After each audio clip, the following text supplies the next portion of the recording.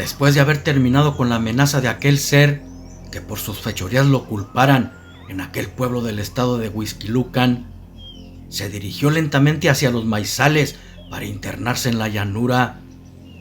Tomó entre sus fauces la gallina que Pachita le ofreciera y luego de echarle una mirada en agradecimiento, se fue desapareciendo entre la oscuridad. El otro nahual estaba muerto con su cabeza cercenada. Los pueblerinos solo cavaron un pozo y lo echaron en él. Después lo llenaron de tierra, dejando su cabeza donde la viera la gente. Sería conservada en una vitrina como advertencia para todo aquel que quisiera hacer daño a su comunidad. Con eso causaría el miedo, dejando en claro que había alguien muy poderoso cuidando el poblado. Parecía que todo terminaba ahí y que el pueblo tendría nuevamente tranquilidad. Y así fue. Durante 15 años no sucedió nada, ni siquiera algo parecido a lo que se había vivido en esa población. José hijo ahora tenía 25 años y su hermano Luis 23. Aún recordaban lo que habían vivido tiempo atrás y jamás imaginaron que su mamá Pachita tuviera un amigo nahual que los salvara de las garras de aquella bestia sedienta de sangre. La campanita aún seguía colgada en el mismo lugar. Desde aquel día no tuvieron la necesidad de hacerla sonar. Por lo tanto, no sabían si el nahual estaba vivo o ya había muerto. Felipe, el hombre de la casa, aún era muy fuerte y seguía sembrando y cuidando las parcelas. Vivían de sus cosechas y Pachita, su madre, se había dedicado al hogar y a educarlos. Ellos, después de terminar sus estudios, le ayudaron a su padre a sembrar y a cosechar el maíz. Pensaban que nunca más volverían a ver al ser que los había salvado de una muerte inminente. Pero ya saben, el destino es tan caprichoso como incierto y no sabemos lo que nos tiene deparado a futuro.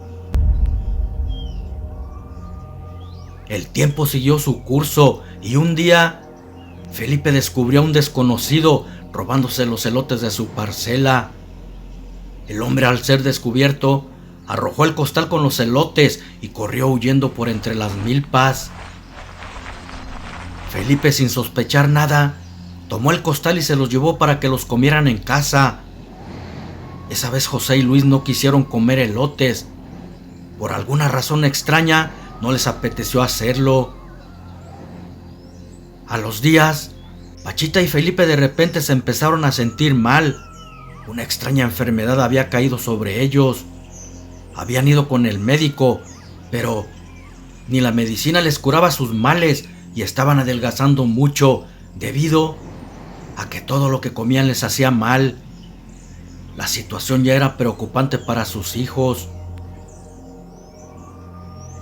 En una ocasión que los dos hermanos andaban limpiando la parcela, de repente escucharon que las milpas se movían abruptamente, como si alguien estuviera arrancándolas con todo y raíz.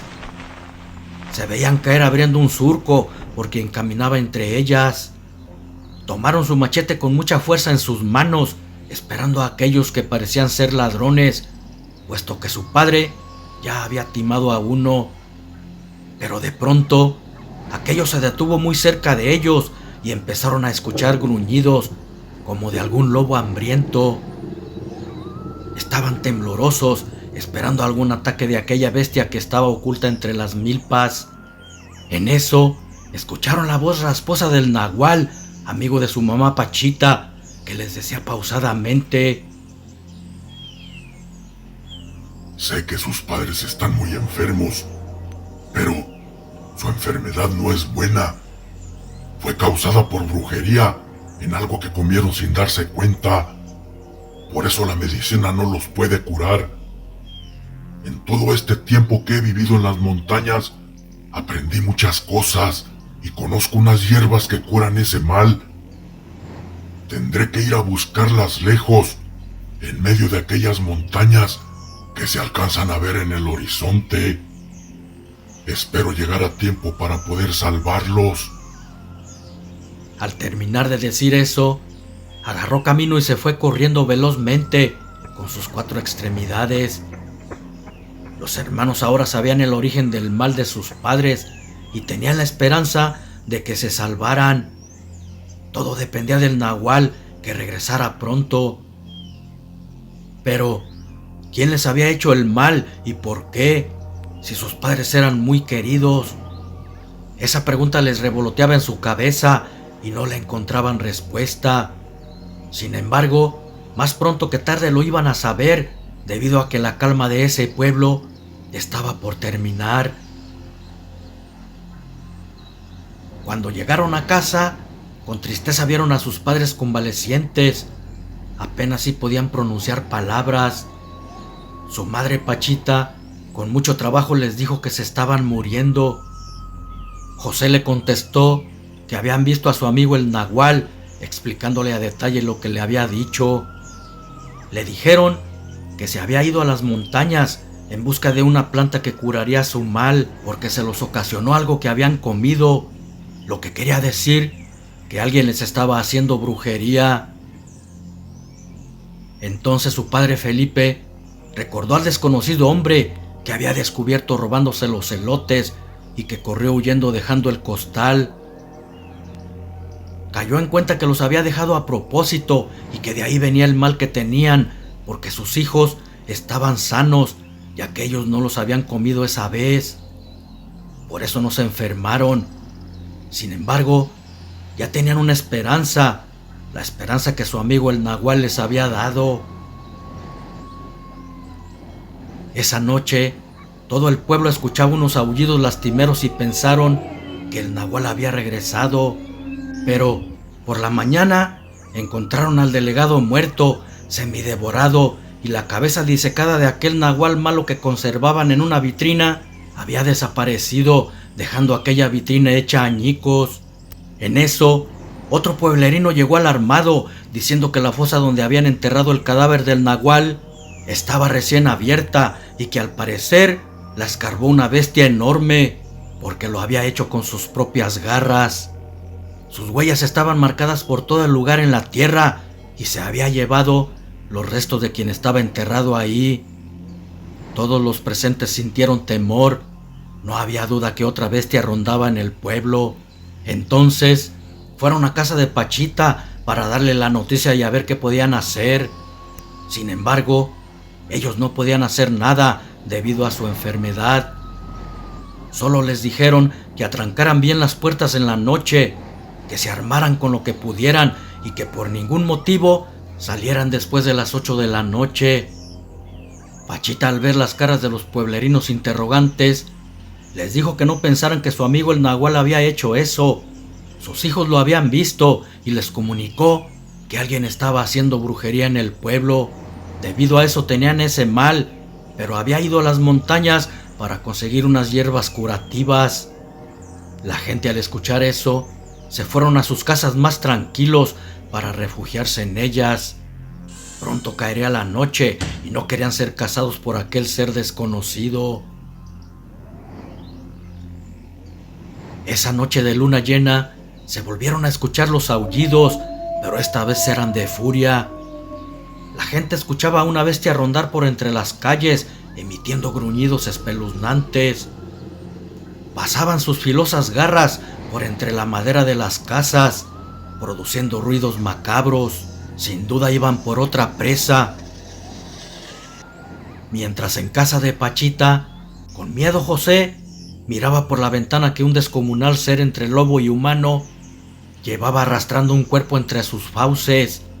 Alarmado se lo dijo a su madre y Pachita le contestó que ese no era un nahual, era un hombre lobo. Con algo de dificultad levantó su mano para señalarle la campanita de plata que le había dado su amigo el nahual. Luego les dijo que era necesario hacer balas de plata con ella.